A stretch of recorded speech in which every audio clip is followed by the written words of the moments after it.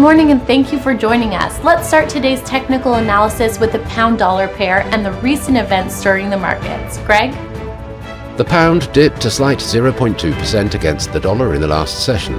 The CCI is giving a negative signal. The Bitcoin-dollar pair plummeted 2.1% in the last session. The stochastic indicator is giving a negative signal. The oil fell 0.4% against the dollar in the last trading session. The stochastic indicator is giving a positive signal. The Aussie-dollar pair fell 0.4% in the last session. The ultimate oscillator is giving a negative signal. Thank you. Moving on to the latest updates in the world financial news.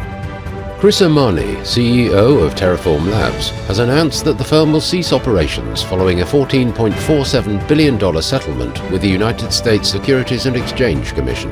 The company plans to sell key projects within the Terra ecosystem and give the community control of the Terra blockchain.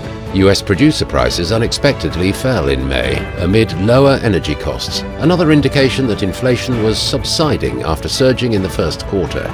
The producer price index for final demand dropped 0.2% last month, after advancing by an unrevised 0.5% in April. Oil prices rose slightly in up and down trade, pressured by rising US crude and fuel supplies and expectations of a delayed start to Federal Reserve interest rate cuts, but supported by US economic data showing an easing labor market and slowing inflation.